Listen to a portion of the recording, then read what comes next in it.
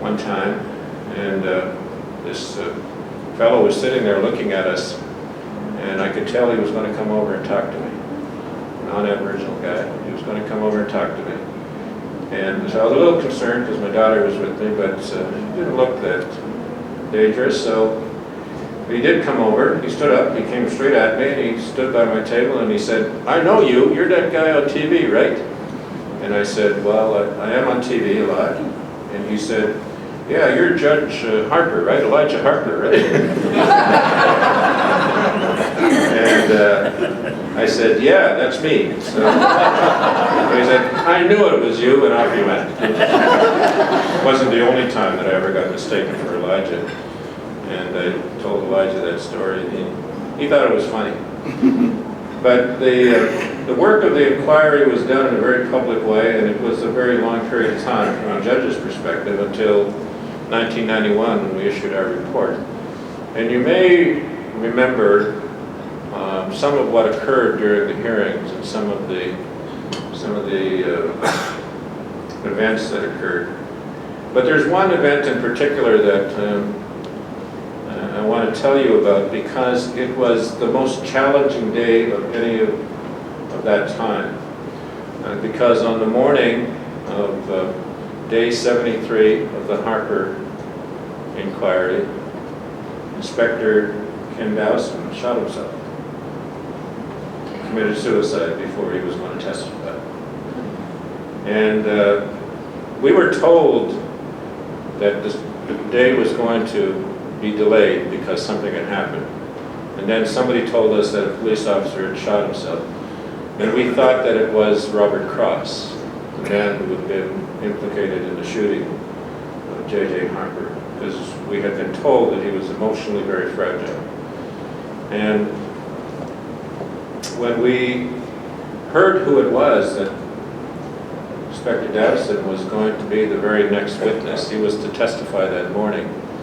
And when we saw the suicide note that he left and why he had chosen to do that, there was a lot of self-assessment that we needed to do as to whether we had approached this in a proper way.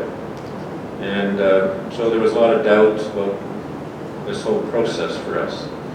And in particular, I felt terribly sad that another life had been taken as a result of that particular incident that had occurred 2 years earlier.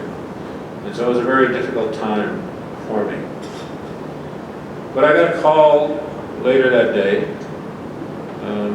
just after the news had broken, and we adjourned for a while, and we went home. I got a call at home from an elder who I had known for years, who said to me, "I don't know what's going on with you right now, but you have to come and see me." And I said, "Sure, when do you want to see me?" He said, "Right now." He said, "Because you need to go into a sweat. And you need to bring your family, and you need to bring whoever it is that you are going to get strength from. Because right now," he said, "something's hurting you. And you need to address that." So that's what I did. I went and met with him. And when I got to his place, he had called together a number of other elders from Winnipeg and other places. And they all took me into a sweat and helped me to come to terms with that particular event and to deal with it in as healthy a way as I could. And that just emphasized for me the importance of the teachings that we had been given as Aboriginal people.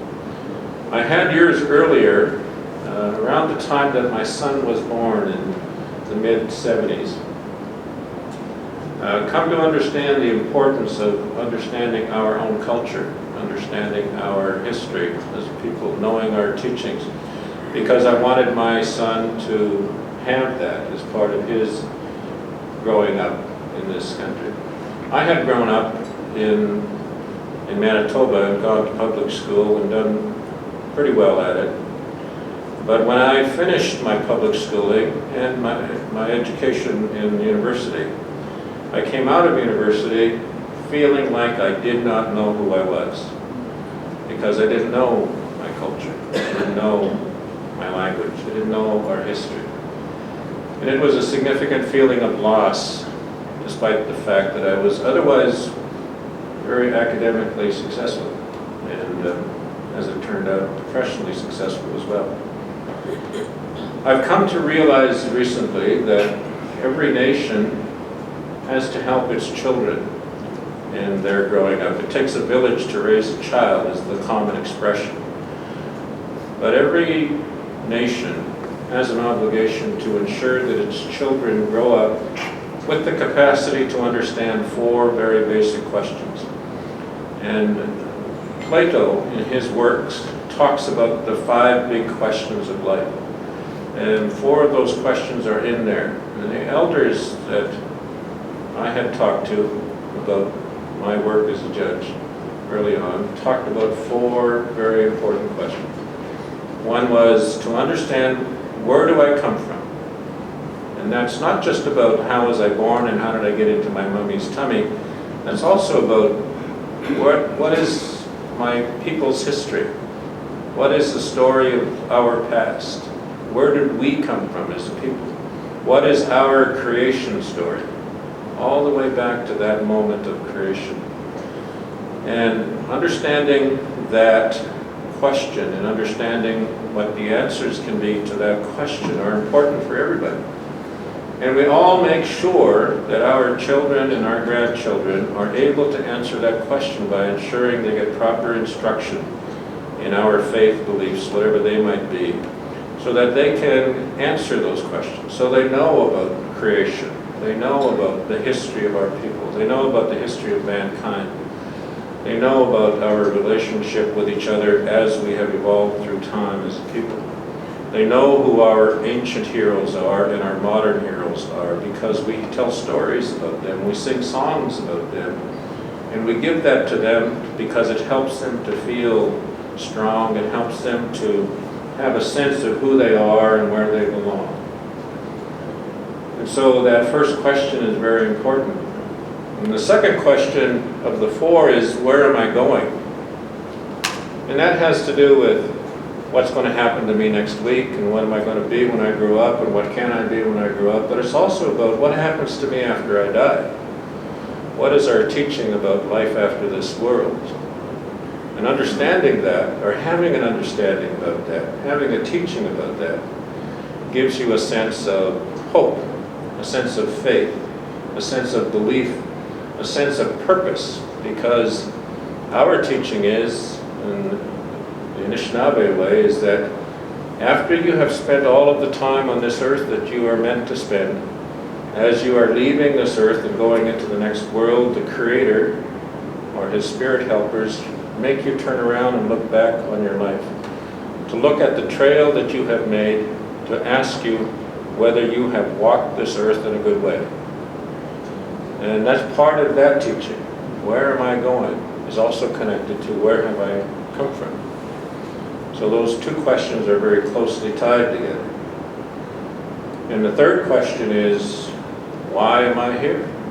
What is my purpose in life? What is my role and what are my responsibilities as a human being? And that's a very important question, because it gives you a sense of responsibility. It gives you a sense of belonging to something bigger than just you. It gives you a sense of community.